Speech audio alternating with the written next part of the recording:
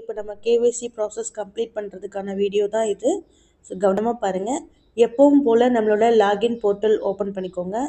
அதில் உங்களோட ஐடி, என்ன ஐடிக்கு கேஒய்சி நீங்கள் கம்ப்ளீட் பண்ணணுமோ அந்த ஐடியை இதில் கொடுத்து அதுக்கான பாஸ்வேர்டு கொடுத்து செக்யூரிட்டி கோடை நீங்கள் மேனுவலி டைப் பண்ணிவிட்டு லாகின் அப்படின்றது கொடுத்து உங்களுக்கு நம்மளோட மெயின் பேஜ் ஓப்பன் ஆகும். ஸோ இதில் மெயின் மெனுவை டச் பண்ணி செகண்டாக இருக்கிறது, அதாவது டேஷ்போர்டுக்கு கீழே ப்ரொஃபைல் அப்படின்னு ஒரு ஆப்ஷன் இருக்கும். ஸோ அந்த மெனுவை டச் பண்ணுங்கள்.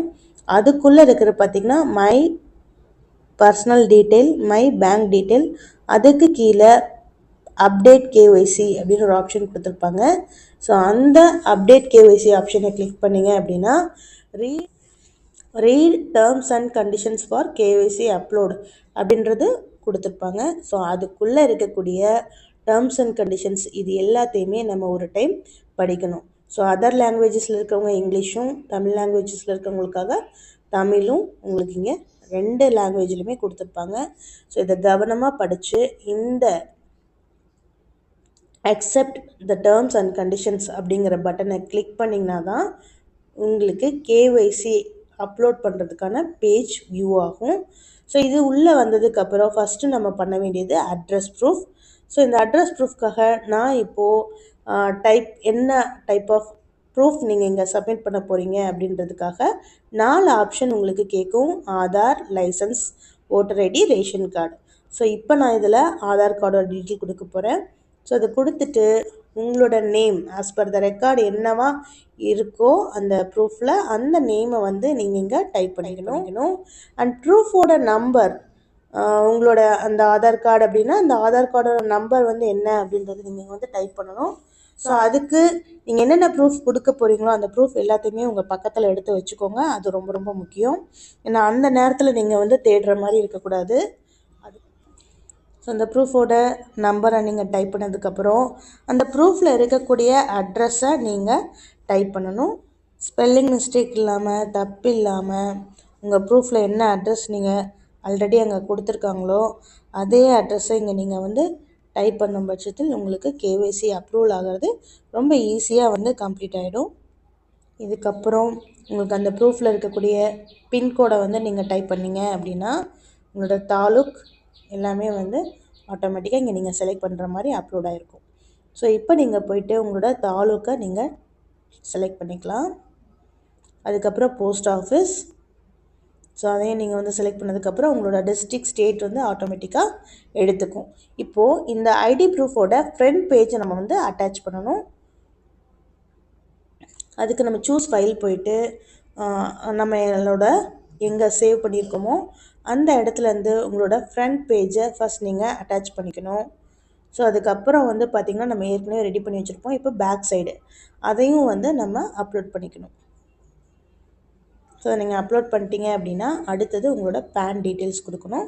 ஸோ இந்த இடத்துலையும் வந்து பார்த்திங்கன்னா உங்களோட பேன் கார்டு உங்கள் கையில் பக்கத்தில் இருக்கிற மாதிரி பார்த்துக்கோங்க.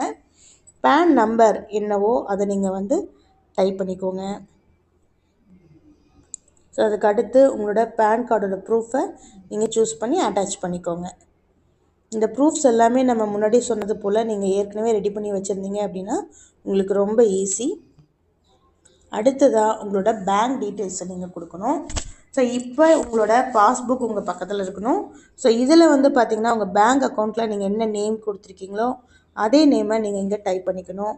அதுக்கப்புறம் உங்களோட அக்கௌண்ட் நம்பர் கண்டிப்பாக உங்களோட பேங்க் பாஸ்புக் பார்த்து தான் நீங்கள் வந்து டைப் பண்ணிக்கணும். இதில் வந்து பாஸ்புக் மட்டும்தானா அப்படின்னு கேட்டிங்கன்னா இல்லை, உங்களோட ஸ்டேட்மெண்ட் பார்த்து கூட நீங்கள் இந்த ஸ்டேட்மெண்ட்டில் வரக்கூடிய ஃப்ரண்ட் பேஜ் அதையும் நீங்கள் வந்து ஃபோட்டோ எடுத்து அட்டாச் பண்ணிக்கலாம். அண்ட் செக் புக் மெயினாக இதில் நமக்கு தெரிய வேண்டியது என்னென்னா உங்களோட அக்கௌண்ட் நம்பர், நேம், ஐஎஃப்எஸ்சி கோடு இது வந்து கிளியராக இருக்கிற மாதிரி பார்த்துக்கோங்க. ஸோ போட்டிங்க அப்படின்னா உங்களோட bank name and branch automatically அதுவே வந்துட்டு உங்களுக்கு வியூ பண்ணிடும். ஸோ அது கரெக்டாக இருக்கும் பட்சத்தில் உங்களோட பேங்க் ப்ரூஃபையும் வந்து நீங்கள் அட்டாச் பண்ணிக்கோங்க. இதெல்லாம் பண்ணிவிட்டு டொனேஷன் அப்படிங்கிற பட்டன் நீங்கள் கிளிக் பண்ணிங்கன்னா லோடாகி உங்களுக்கு மூவ் ஆனதுக்கப்புறம் ஃபில் த டொனேஷன் டீட்டெயில்ஸ் ஹியர்னு இருக்கும். ஸோ உங்களோட transaction number, transaction date and 300 rupees amount வந்து நம்ம சென்ட் பண்ணும்போது தான் உங்களுக்கு இந்த ப்ராசஸ் கம்ப்ளீட் ஆகும். ஸோ இப்போ வந்து பார்த்திங்கன்னா இந்த QR பேஜ் இருக்கக்கூடிய இந்த பேஜை நீங்கள் எப்படி ஒரு ஸ்க்ரீன்ஷாட் எடுத்துக்கோங்க. எடுத்துட்டு நம்மளோட ஜிபே வந்து ஓப்பன் பண்ணிக்கோங்க. ஸோ இதில் நீங்கள் ஸ்கேன் எனி QR கோடுன்னு ஒரு ஆப்ஷன் ஃபஸ்ட்டு எடுத்ததுமே இருக்கும். ஸோ அந்த ஆப்ஷன் நீங்கள் கிளிக் பண்ணுங்கள். இப்போ இதில் பார்த்தீங்கன்னா அப்லோட் ஃப்ரம் கேலரி அப்படின்னு ஒரு ஆப்ஷன் இருக்குது பார்த்தீங்களா, அந்த ஸ்கேன் ஓப்பனுக்கு கீழே அப்லோட் ஃப்ரம் கேலரின்னு இருக்குது. ஸோ அதை நீங்கள் கிளிக் பண்ணும்போது நம்மளோட கேலரி ஓப்பன் ஆகும். ஸோ அதில் நீங்கள் எடுத்த ஸ்க்ரீன்ஷாட் வந்து வியூ ஆகும். ஸோ அந்த ஸ்க்ரீன்ஷாட்டை நீங்கள் டச் பண்ணிங்கன்னா இப்போ காமராஜர் ஃபவுண்டேஷன் அப்படிங்கிற நேமுக்கு நமக்கு பணம் சென்ட் பண்ணுற ஆப்ஷன் வந்துடும். ஸோ அதுக்கு கீழே நீங்கள் வந்து பார்த்திங்கன்னா ஐடி நம்பர் ப்ளஸ் நம்மளோட நேம், ஐடி என்ன நேமில் ரெஜிஸ்டர் நம்ம பண்ணியிருக்கோமோ அந்த நேம், அது ரெண்டையுமே நீங்கள் டைப் பண்ணிக்கோங்க.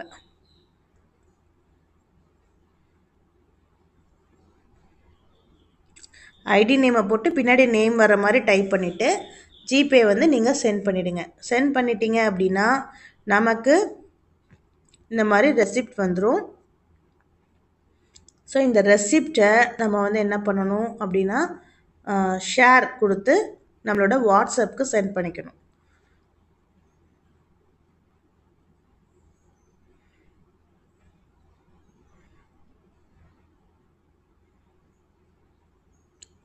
நம்மளோட வாட்ஸ்அப்புக்கு நீங்கள் சென்ட் பண்ணிட்டீங்க அப்படின்னா இருக்கும் 3 டாட்ஸ் இருக்கும். அந்த டாட்டை கிளிக் பண்ணி 5வது ஆப்ஷன் பாருங்கள், சேவ் அப்படின்னு இருக்கும்.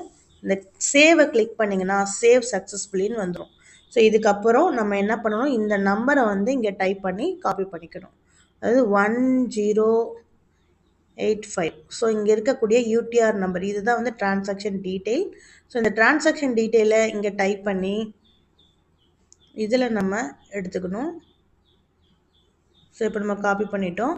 திரும்பவும் நம்ம லாகின் பேஜில் ஒரு டைம் லாகின் பண்ணி உள்ளே போய்க்கலாம். ஏன்னா இப்போ நம்ம லேட் ஆனதுனால டைம் அவுட் ஆகிருக்கும். ஸோ அதனால் ஒரு டைம் லாக் அவுட் பண்ணிவிட்டு திரும்பவும் நீங்கள் லாகின் பண்ணி உள்ளே வாங்க.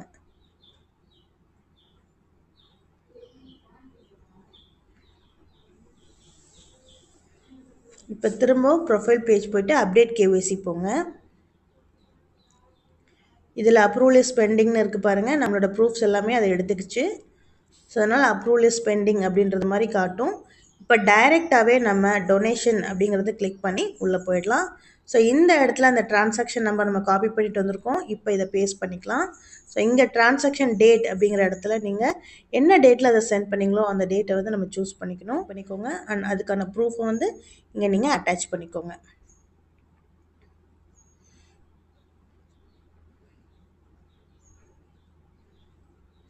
அட்டாச் பண்ணி சப்மிட் அப்படின்றது கொடுத்துட்டிங்கன்னா உங்களுக்கு டொனேஷன் அப்லோடட் சக்ஸஸ்ஃபுல்லி அப்படின்றது வந்துடும்.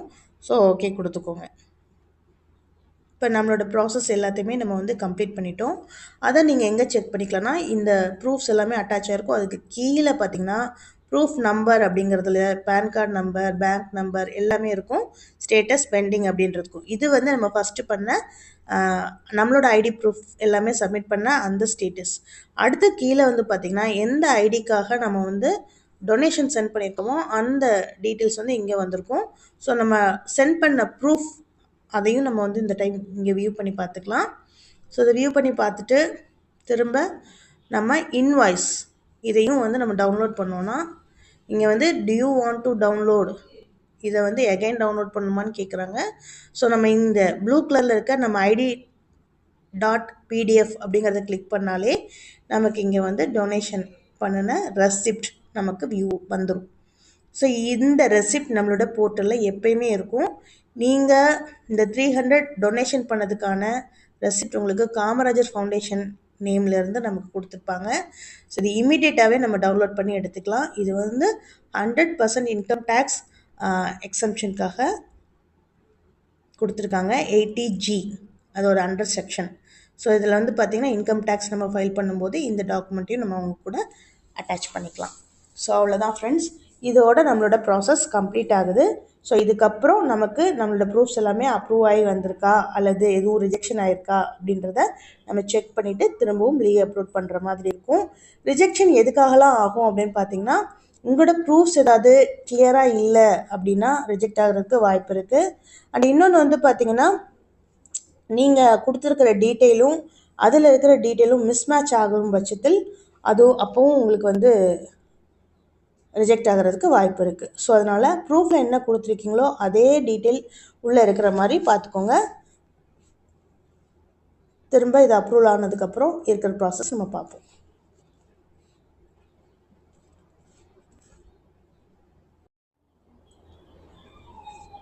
டியர் ஆல், இப்போ நம்ம அப்லோட் பண்ண எல்லா ஃபைல்ஸுமே டாக்குமெண்ட்ஸுமே அப்ரூவ்ட் ஆகிடுச்சா அப்படின்றத நம்ம வந்து திரும்ப ஒரு டைம் வந்து செக் பண்ண போகிறோம். ஸோ ஒருவேளை யாருக்காவது இப்போ வந்து பார்த்தீங்கன்னா அட்ரஸ் ப்ரூஃப் வந்து அப்ரூவ்டு அப்படின்றது நம்ம கீழே வந்துருச்சு. ஸோ இது ஓகே, நோ ப்ராப்ளம். அடுத்தது வந்து பார்த்தீங்கன்னா பேன் கார்டு டீட்டெயில்ஸும் வந்து பார்த்தீங்கன்னா அப்ரூவ்டு அப்படின்றத காட்டிடுச்சு. இப்போ நமக்கு பேங்க் டீட்டெயில்ஸ் வந்து அப்லோட் பேங்க் ப்ரூஃப் அப்படின்றது கொடுத்துருக்காங்க. ஸோ இது எதுக்கு அப்படின்ற ரீசன் வந்து பார்த்தீங்கன்னா கீழே வந்து நமக்கு பேங்க் ப்ரூஃபில் ரீமார்க்கில் வந்து பாருங்கள் இமேஜ் நாட் கிளியர் அப்படின்றது இருக்குது. ஸோ அதனால தான் நம்ம வந்து எல்லாத்தையுமே முன்னாடியே வந்து நம்ம கரெக்டாக கிளியரான பிக்சர் வந்து எடுத்து வச்சுக்கோங்க அப்படின்றத சொல்லியிருந்தோம். ஸோ இமேஜ் வந்து கிளியராக இல்லாதனால திரும்பவும் ஒரு டைம் வந்து அப்ரூவ் பண்ண சொல்லியிருக்காங்க, அப்லோட் பண்ண சொல்லியிருக்காங்க. இப்போ நம்ம கிளியராக ஒரு பிக்சர் எடுத்து திரும்பவும் நம்ம வந்து அதை சேவ் பண்ணி கரெக்டாக நம்மளோட ஃபைலை செலக்ட் பண்ணி அப்லோட் பண்ணணும்.